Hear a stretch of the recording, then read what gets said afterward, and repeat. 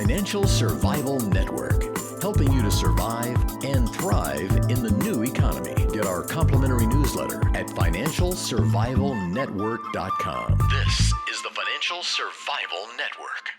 Financial Survival Network is presented to you by Regal Assets. Buy and sell physical gold and silver through your existing retirement plan, 100% tax-free with Regal Assets. If you want to include physical gold or silver in your existing IRA or old 401k, request your free investment kit, which was recently featured in the Forbes and Smart Money Wall Street Journal magazines. Call toll-free 855-678-6620, 855-678-6620, or visit regalassets.com. On Friday, silver closed close to $31 an ounce, and while some, such as Chris Twain, think it's a head fake by the elites and they're going to drive it back down again, not everyone is so certain. We've got Brother John F. of BrotherJohnF.com on the line with us now, talking about silver, metals, and economic collapse, three of our favorite topics. Right, John? How are you? Great, Kerry. It's good to be on with you again. As always, as always. So what's your take on the current breakout in the metals? Is this the real thing, or is this just a head fake to screw us over one last time before the final explosion comes? Well, I've been calling this rally for some time. I've been covering on my channel, my YouTube, the MACD indicator, which is the weekly indicator, is pretty much turned up in a similar manner that it did at the very bottom back in 2008 when we were around 850, and we're starting to rally fairly strongly now.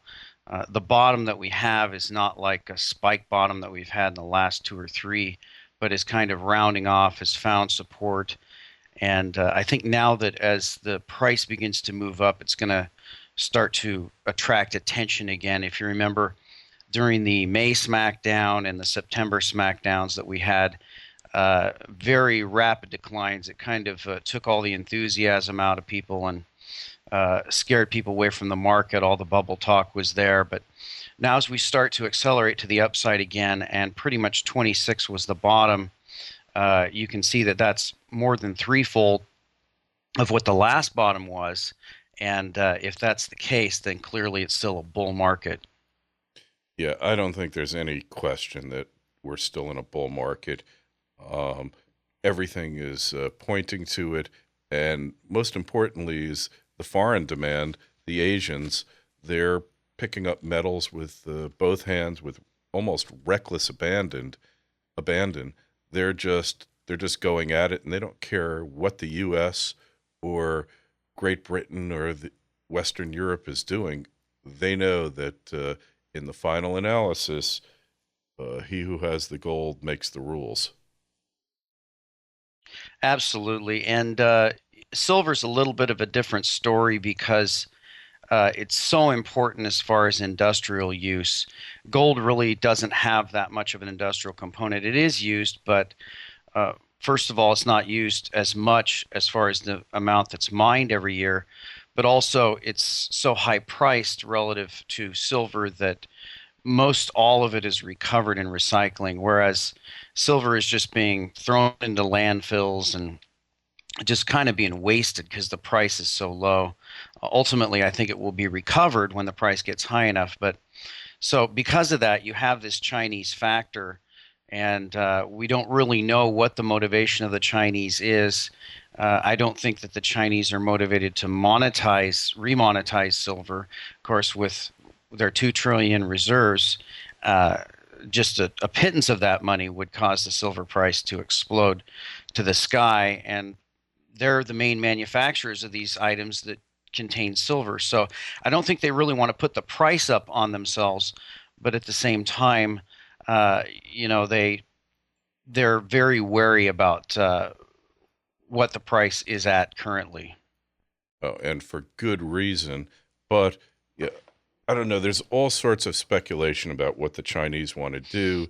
They want to remonetize gold, and this is why they're They're hell-bent on acquiring the largest hoard of gold on the planet.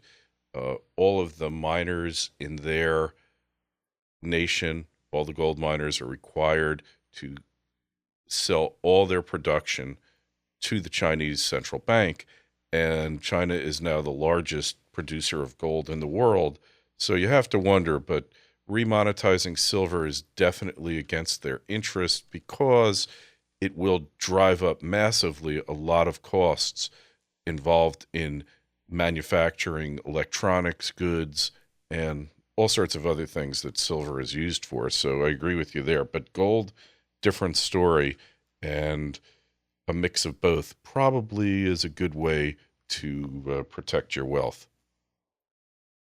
Absolutely. And you have to remember that it has to be physical metal, whether you use services such as James Turk or Mike Maloney, stored in Singapore or off in London or wherever it is. That's up to you. But we just don't know how much of the precious metals are rehypothecated or not even there, and how many people have claims to the same amount of metal. I've mentioned recently in my videos the allocated versus unallocated accounts, and you have some at Perth, you have them all around the world.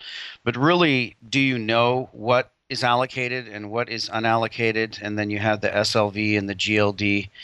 There's just really no way to know. And as these scandals continue to break forth, they seem to be concentrated at this point in the futures and commodities area, and I don't think that's a coincidence.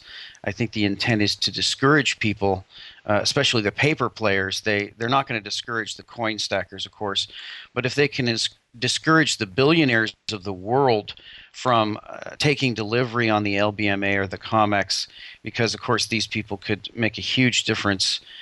They really just don't want any trust in these markets, because if there were trust, then the bulls could really drive prices a lot higher.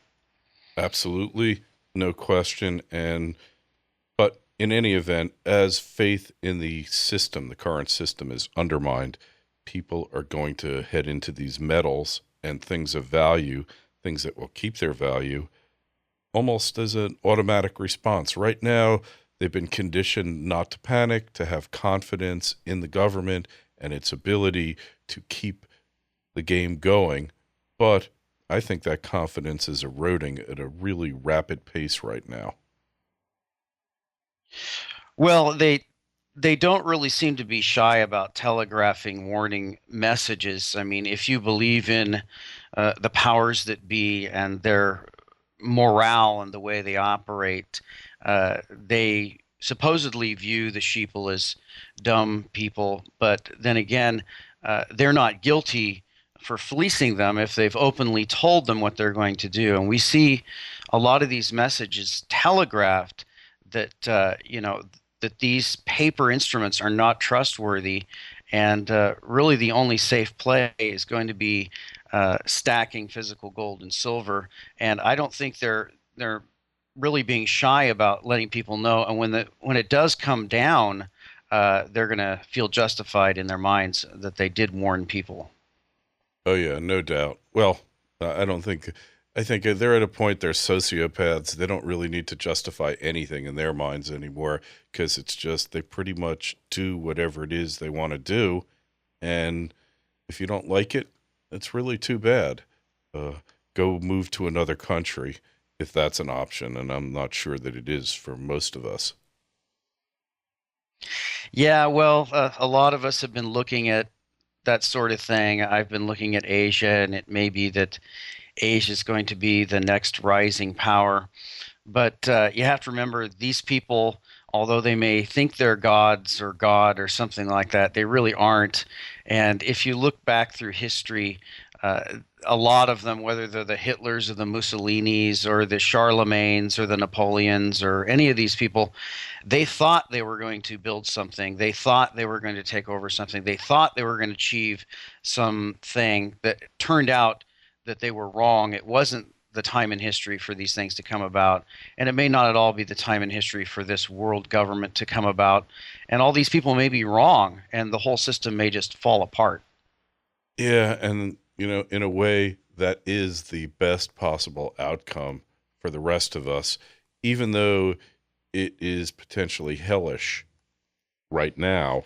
Uh, Getting rid of the system and kind of starting fresh might be the fairest way of going about it. Yeah, I think a decentralization would probably be more in the interest of liberty than a centralization with the type of stuff that we've seen coming out of Washington lately. It would probably be better for all of us if the centralized powers began to break down and crumble and we began to see more localized powers emerge, at least where people had some sort of input or control as to what their leadership is doing. Yeah, I wholly agree with you because when anarchy starts looking preferable to your current system, you got a problem. There's a real problem. And honestly, a lot of people think that having no government would be better than having the government that we do right now.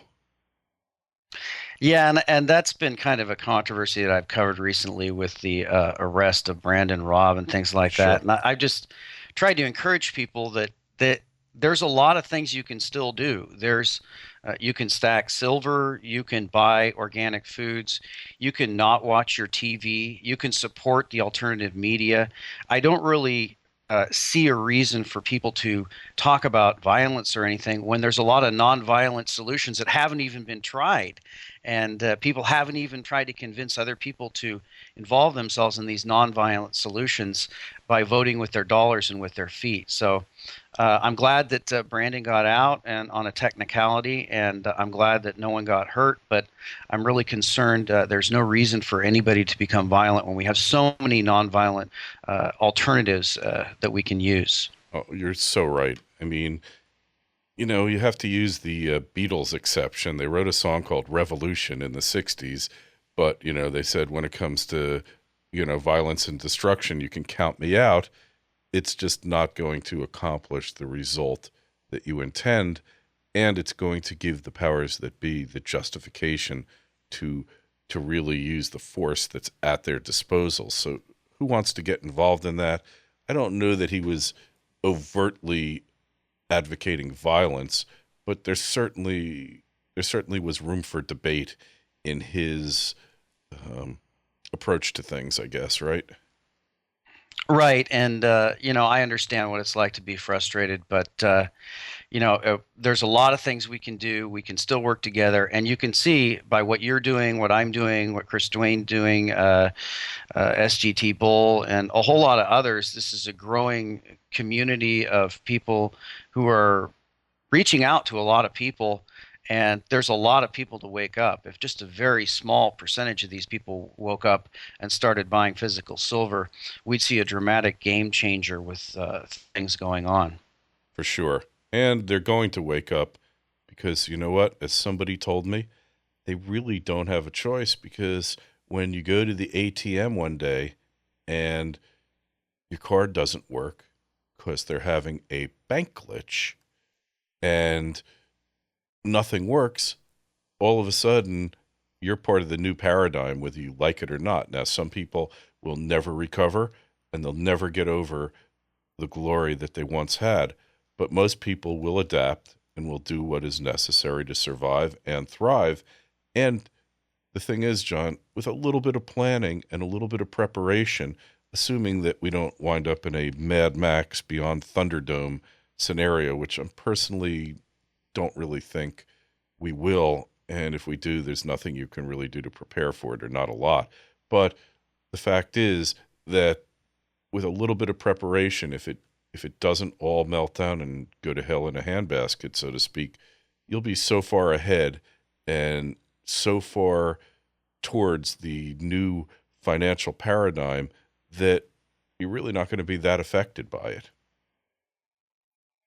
Absolutely, and just don't put all your eggs in one basket. I like silver, but you want to have some gold, you want to have some food, you want to have some cash. You want to have a little bit of everything, maybe some foreign investments, and just be prepared for what possibly could come because none of us really know what's coming. Yeah, that's the important thing to realize is none of us know what's going to happen. We can only speculate. It could be very bad, or the system could just die with a whimper and not a bang. And it all depends on those people who are running the show, whether they think it's to their advantage to go out in a blaze of glory. But I believe that basically those elites are cowardly in the first place, and they need things handed to them, and they need the control ceded to them. And once everybody takes their personal power back from the elites, they're not going to be left with a lot of choices. And I think they'll walk off the stage and plot a return, perhaps. But that's what I believe is going to happen. Well, let's hope you're right, Kerry. Let's hope. So on that note, John, your website, I know it's really active these days, BrotherJohnF.com. We've done a few interviews together. You can find them on financialsurvivalnetwork.com, as well as interviews I've done with hundreds of financial luminaries around the world, people like John who understand what it is we're going through and what you need to do to prepare. John, thanks for being on financialsurvivalnetwork.com again, and we will talk to you again soon. I have a feeling September is going to be a pivotal month. Well, thanks for having me on, Kerry. Get your tinfoil hats on and get ready. I'm wearing my tinfoil hat because they're tapping in on my brain waves, and I can't allow them to know what I'm really thinking, John. So you be well. We'll talk to you soon. All right. Thanks again, Kerry.